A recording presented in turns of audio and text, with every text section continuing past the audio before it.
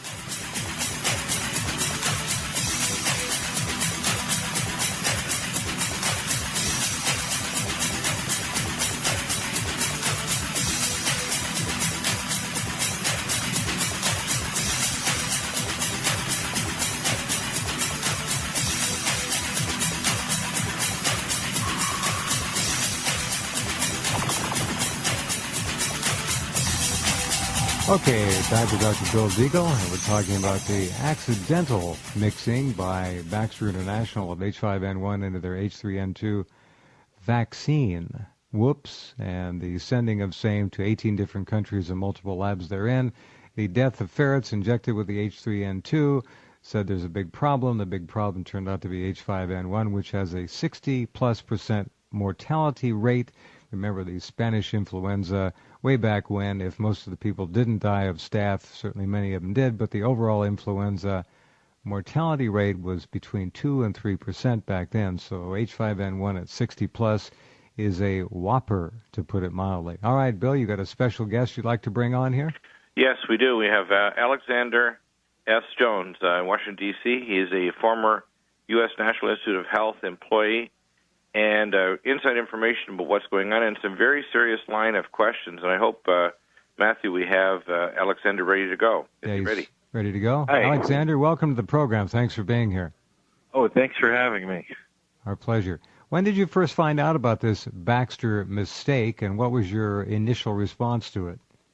I think I first heard about it through Dr. Carley, and she went on, I think, Alex Jones's program, and then I immediately began investigating, because even as far back when I was working in NIH in 2002 or 2003, this was an area that I investigated just because I was around viruses all the time in the lab. And, you know, it was interesting, and there was all this stuff about influenza pandemics and so on in these journals. So, yeah, I worked in the Laboratory of Structural Biology Research and I worked mostly with computers, but we would take pictures of the viruses and reconstruct them basically using computers, make 3D models. Right, understand. How did it strike you that allegedly this accidentally contaminated the H3N2? Oh, well, it's just literally impossible that this could have happened. These people need to understand that H5N1 is literally a bioweapon. This is the sort of thing you would see in Outbreak or something like that. Well, H3N2 is the stuff that's given ostensibly, for elderly people to prevent them from, getting sick from the flu. Right. So the fact that these two were combined at all in a vaccine is disturbing to say the least, but it's just literally impossible that it was an accident. Of course. There are completely different procedures for these. They would have not have come from the same lab. So this brings... not from the same room. It's not like someone mixed up Petri dishes. Right. All right. Very good. This brings us to the obvious question.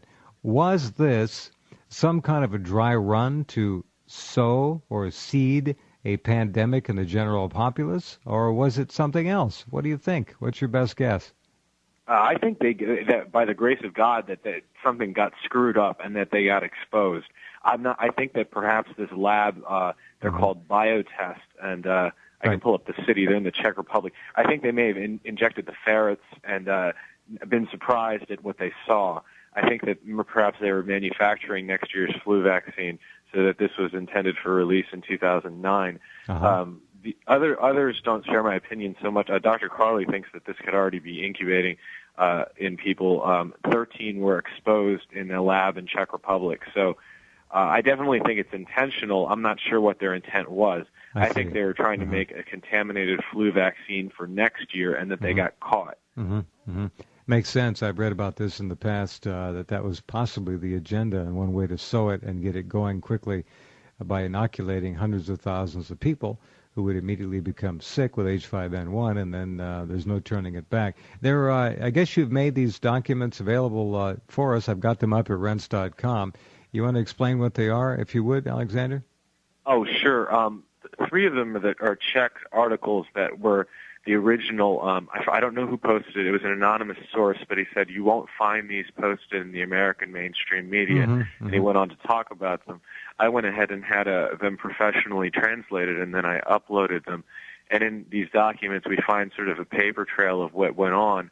Originally, mid-February, it seemed that Baxter was claiming trade secrets and saying that, it's just this one lab, we're claiming trade secrets.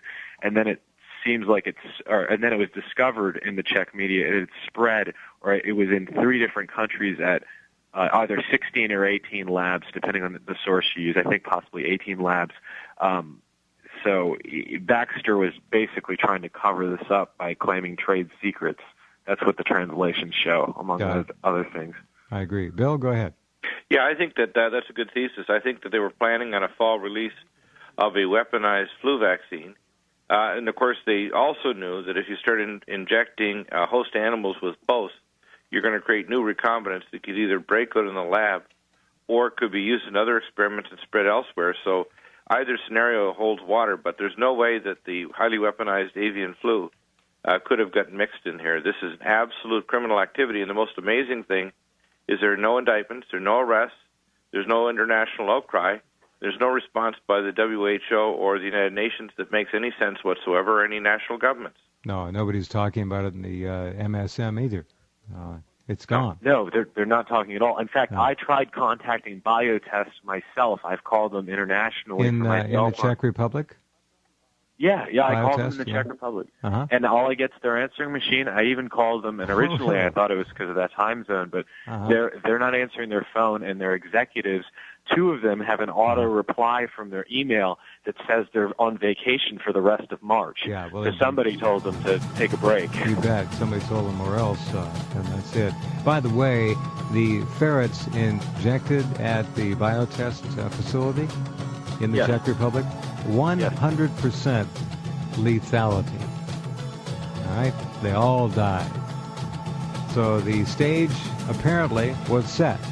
The agenda was ready, the plan was made, and it may well have been to inoculate an awful lot of people come this fall with a tainted, deadly bioweapon. called H5N1, hidden away in the H3N2 normal